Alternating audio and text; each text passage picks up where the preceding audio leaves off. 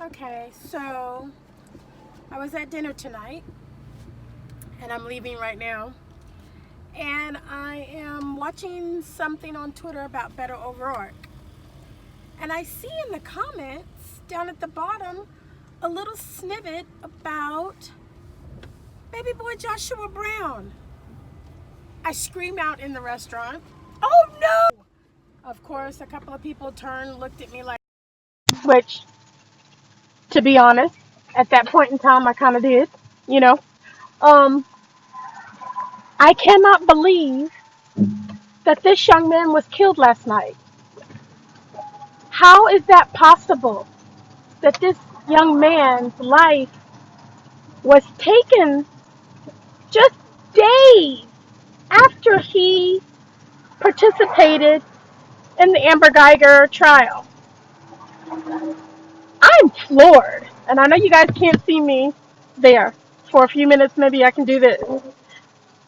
I am floored. I am devastated. I am angered. Because this doesn't make any sense. Like, the police knew where this guy was the whole time. This whole last year, I'm pretty sure the police department had some inkling of where this guy was. He was on the witness list for the prosecution. So you had to use common sense and know that this young man was going to be testifying against her. So I find it hard to believe that all of a sudden this young man was killed by the police in retaliation. They already knew. They had plenty of time to take him out before the trial. So I don't know where to put my anger on that tip. I can't tell you whether this was retaliation from the police or just retaliation from sympathizers. For police officer sympathizers, for blue sympathizers. It's crazy to me that this young man, 2 days after the sentencing went down, this young man is no longer roaming the earth, that he no longer exists, that his mother is now weeping along with the Jean family for the lost life of their young one. I'm so devastated.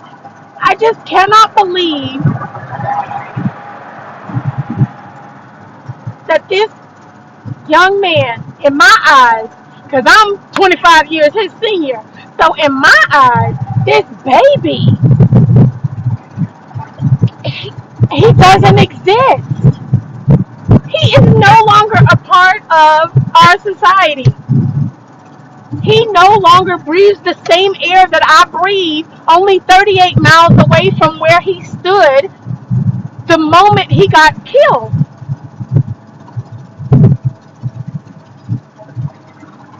I don't even know what to say. Like, how do you process?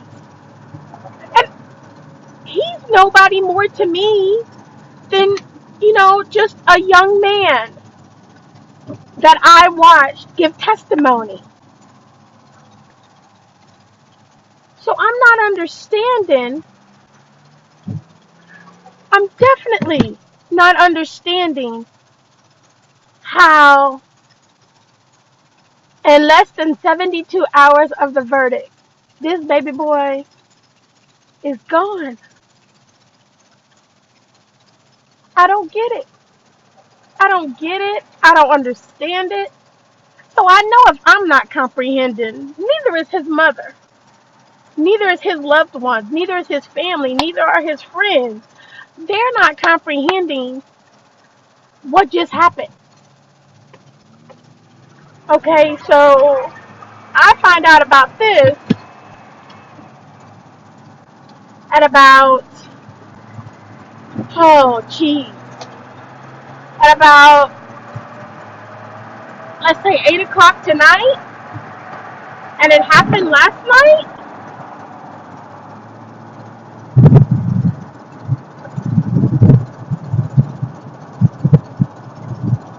You This is just beyond believable for me.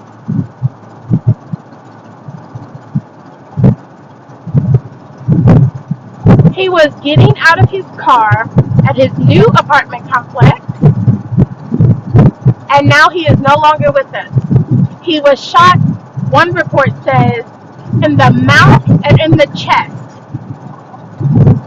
That is a hit. That is a blatant message. Keep your mouth shut. Close range. So that means somebody got out the car and walked up to this baby and took his life in a manner that left everyone connected to this case and everyone connected to his life in shock and in awe, and definitely giving a message. I don't. Anyway, I'm just gonna keep repeating myself because I'm kind of stuck. I'm kind of stuck in awe and disbelief and in shock. But I don't even know what to do. Like, is there something we can do to help the situation? Or are we just supposed to sit back and continuously watch our black men, our innocent, unarmed black men, be criminalized and, oh, Jesus,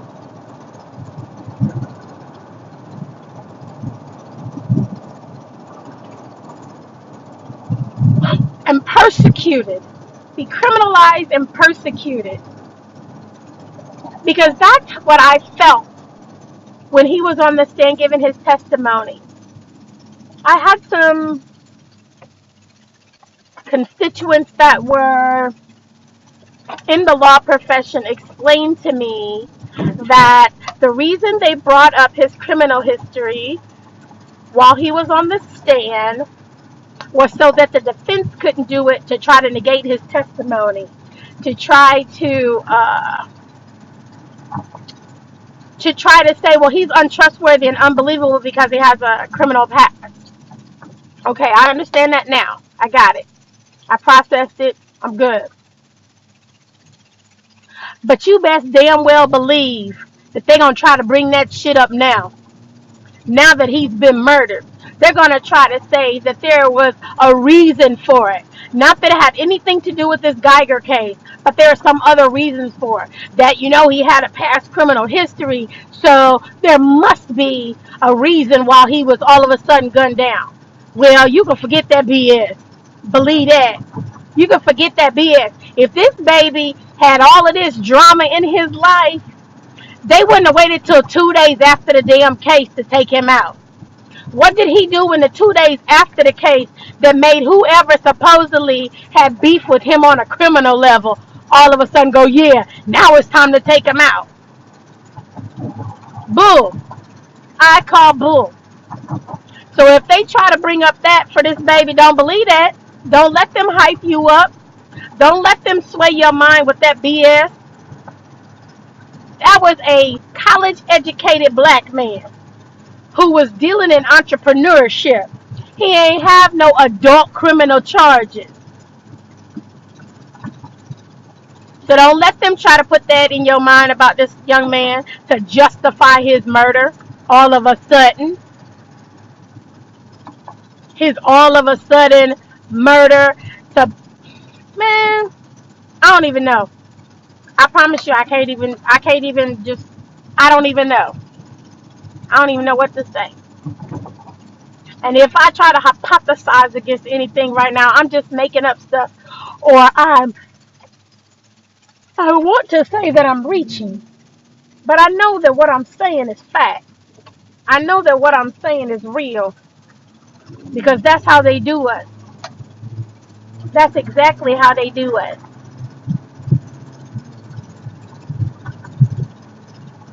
They try to bring up things that happened 5, 10, 15, 20, 25, 30, 35, 40 years ago and try to press upon the present. when it has nothing to do with anything. Nothing to do with anything.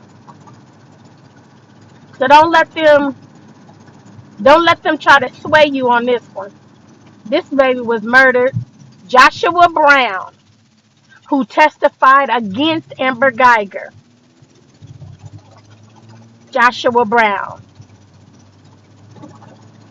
His life was taken because he testified against Amber Geiger, the murderer Amber Geiger, the former police officer Amber Geiger, who thought that the fact that she was a police officer would save her butt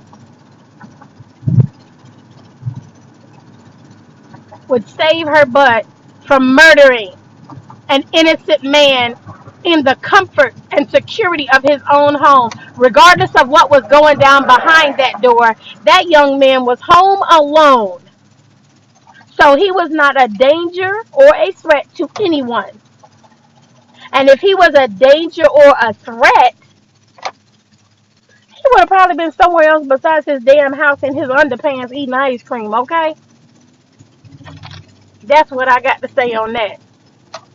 You're not a threat to anyone in your own home alone, by yourself. And from what his family says, he was experiencing a pretty dang on decent day. He was eating ice cream for the first time in a couple of weeks. So he was not in a mood to harm anyone. He was not in a mood to harm himself. So her using that "I was scared for my life" bull is just a bunch of mess. That's what I can say about that. A bunch of doggone mess. That's the first thing the persuasion goes to. And especially a cop. That's the first line they go to. Is to try to shout out that they were scared. How you scared of somebody at home and they draws with a bowl of ice cream in their hand? Come on now. Stop that madness. Stop that madness. That's all I can say on that. Stop it. That is not even the case. That can't even be possible. And if you were scared for your life under those circumstances, it was because you were in his home, his domain. And that young boy, Joshua Brown, he articulated those facts to the jury and to the courtroom and to all of America who was paying attention and watching. He let us know he heard the argument, he heard the gunshot, and then he peeped through the peephole and off his balcony and watched as she fled the scene and began to make phone calls on her own behalf. Yes, she called the police first after she texted the boy, the partner, the sex partner, her booty call. But I don't know. I'm a little flustered. The other day I wanted to say something about the sentencing because that just hurt my soul. Any other person involved in a murder case where you sit in court and admit my intent was to kill who I shot, and your racist tendencies are uncovered and exposed, and you get 10 years, when we all know 10, they even said it during, I know it was televised during that day and the deliberations for the sentencing that if she received under, excuse me, y'all, if she received under 10 years, then it would be more likely to be valid for an appeal. And if she received under 10 years, she would more than likely not serve more than a third of the sentence. So they gave her 10 to try to show that we're trying to be stern, even though we know she's not going to serve not even half. She's probably going to get out in 3 years. So let's see. Today is October the 5th, 2019. We're going to check back on this particular issue. October the 5th, what is it? 2022. October the 5th, 2022. And we'll see whether Amber Geiger's still serving time in prison or she's out hanging, chilling, enjoying life. More than Botham, more than Joshua. She'll get all of her privileges back. And while she's locked up, if she's fortunate enough not to have to be in GP, she'll be protected by the corrections officers in the facility. Yeah, they'll have her back because it's part of that good old team. So unless she's in GP, she won't be coming across too much danger. Yeah, she'll be well protected. If we hear about her being attacked, I'll be shocked. I'll be very, very caught off guard because I doubt it'll ever happen. I doubt it'll ever happen. I'm not wishing that upon her. I'm just saying that some people were saying, oh, well, she'll get hers when she, gets locked up. Nah, she'll be protected.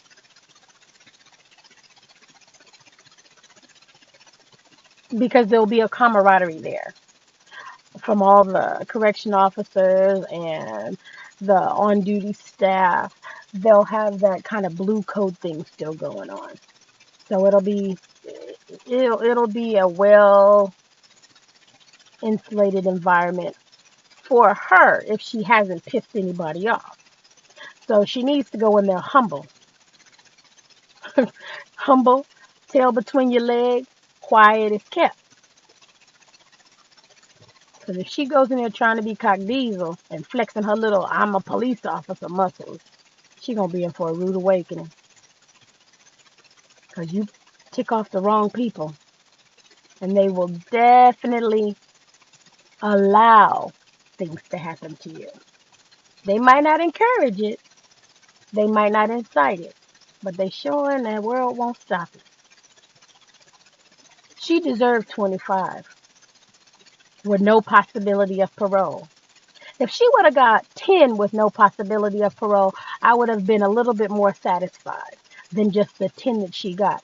Because that means, okay, so I don't know about here in Texas, but I do know in other states that a jail year, pardon, a prison year is only 8 months. So 10 years deduced to 8 months per year is about, I'm not doing any math here, people. I don't have a calculator. But I'm going to say it's around 6. And she's already served 1. And with that judge that she had, let's not even go there, she probably got credit for that year already. Or those 9 months already. So she's only probably, because you get time off for good behavior. And you'll get some kind of slight for being a cop. They're not going to say that verbally, but it's going to be implied, and it's going to be applied to her sentence. So I'm promising you, I give it 3 more years. That's it. And young lady, because that's the best I can do, will be out roaming the streets, living her life, back with her loved ones, back amongst the people that are devastated by this tragedy happening to her. But Joshua Brown's mother will never get him back. He'll never be someone's son. He'll never be someone's brother. friend, uncle, confidant, comrade. His physical will never be for anyone again. And all he did was the right thing. He tried to do his civic duty and do the right thing and speak up for Botham Jean, whose life was taken unjustifiably under fraudulent circumstances. I still feel like there's something else behind that killing. That he was murdered for a specific reason. Maybe only Amber knows. I don't. And I'm going to assume neither did the courts because it was never brought up at trial. But that young lady and God know the real motivation behind that boy's murder. Excuse me, that young man's murder. Behind that man's murder.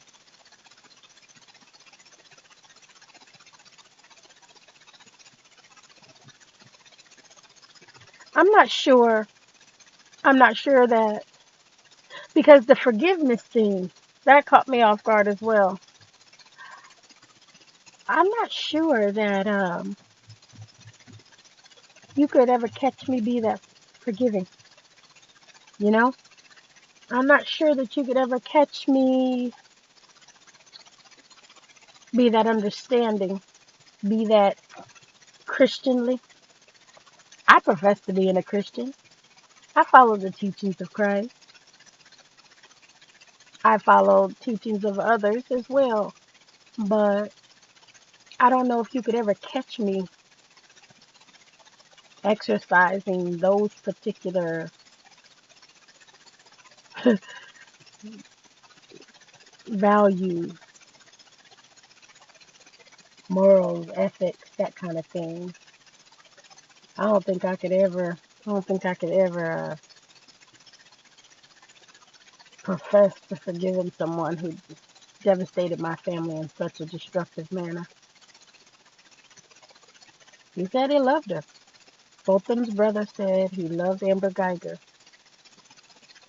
He said he forgave her and he wants the best for her. Oh, I hope she learned her lesson.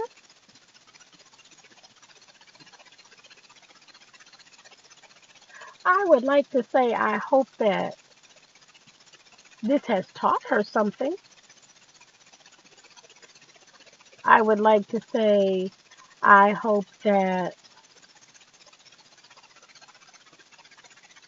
her time incarcerated,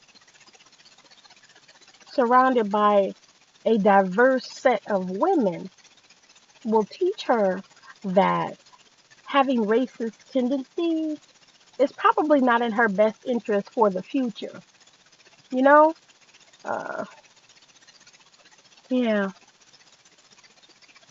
And then the next day, the father saying he wants to be her friend. Nah, I'm good. I don't know. I just don't know if I could ever tap into that within me. I don't know if I could ever tap into that within me.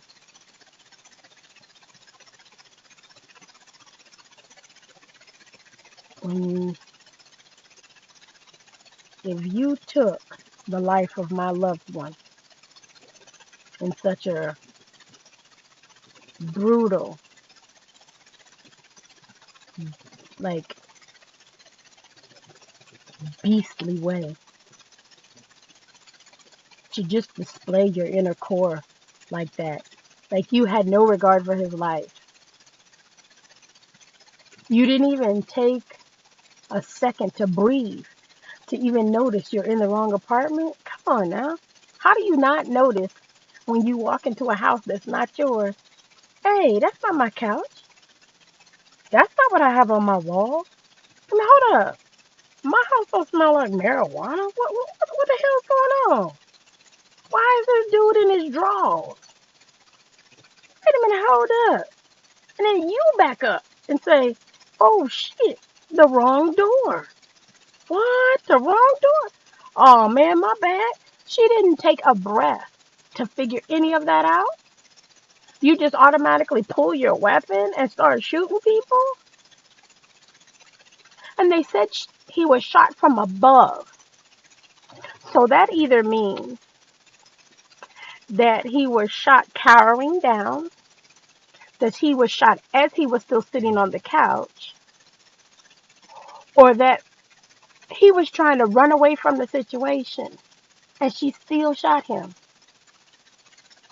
Because there's no way he was coming towards you and he's taller than you, but you shoot him at a downspout. There's no way. No one can be coming towards you and get shot at a downspout if they're taller than you. Come on.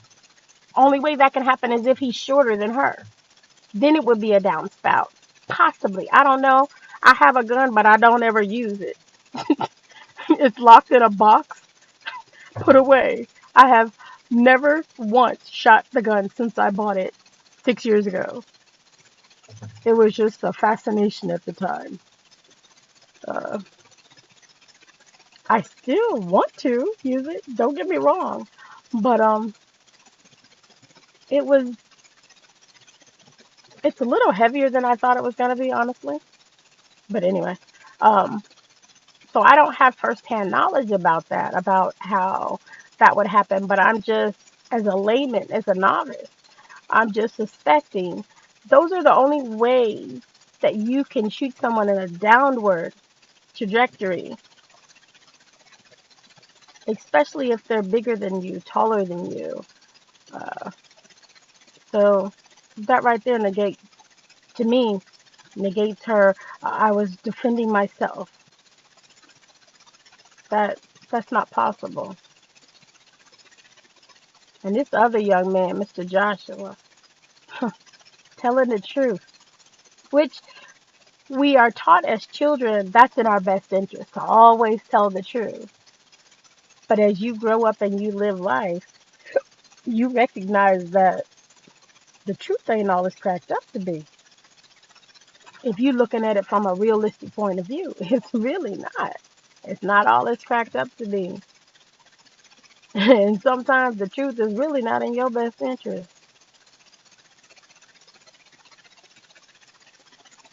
I wish, and I know it's null and void to say it now because Joshua Brown is no longer with us. But some of the articles I read this evening stated he had made comments before about worrying about the safety, excuse me, worrying about his safety and worrying about his life being taken with gun violence as well. I wish that baby had a bulletproof jacket. Sometimes people live from gunshots to the head and the face and the mouth. But the chest, if they're aiming right and they know what they're doing, just like with Botham Jean, you don't survive. Especially if nobody tries to help. You know, he might have been able to survive the one to the face if he'd have had on a jacket, bulletproof jacket. I don't even know where you buy one of those, honest to God. I really don't. But I sure wish he did. I sure wish he knew where to get one of those, since that's the way he felt. He felt that that's how his life would end, according to some of the articles I read this evening. And if that's how he felt, I wish he'd have been more prepared.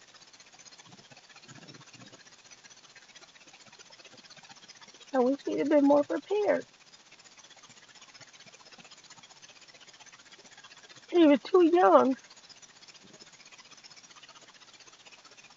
and obviously had a good heart, because there are many people who would not have room in that court on his behalf, on Botham Jean's behalf. There's many people who would not have done that. So I hate the fact that that happened to him.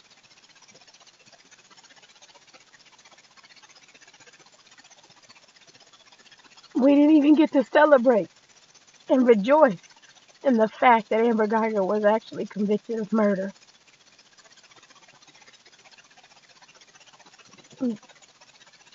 Because there's been so many other devastating events since that fact. I say devastating events because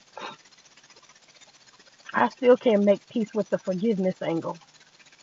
I can't. I'm glad that they felt the need to put into action and practice what they preach. God bless their souls. It doesn't even touch my heart as deeply as I know it touches his family's heart. But I can't feel that way right now. I can't feel that way right now for her. I hope the time she spends in prison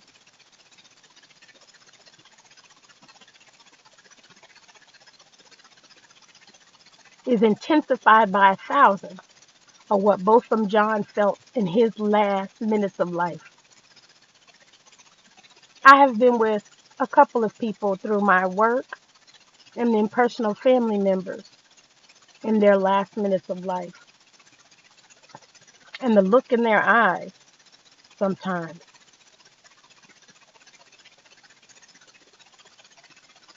is not a peaceful look for some. It really isn't. It's not a peaceful look for some. But I want to believe the last breath is peaceful.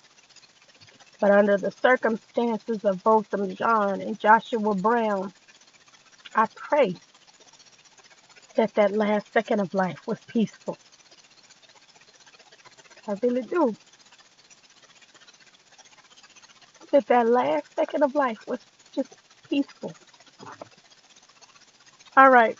I don't know how long I've been on here, and I don't know how long they let these things be.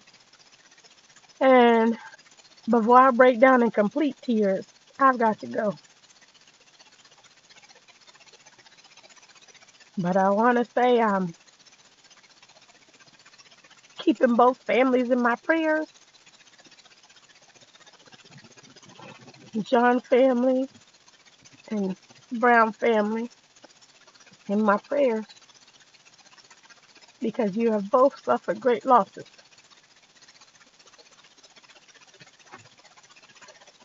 And I'm pretty sure my heartfelt pain is nowhere near as intense as the pain that you're going through. But I hope in time it will subside. And I hope in time you can make peace.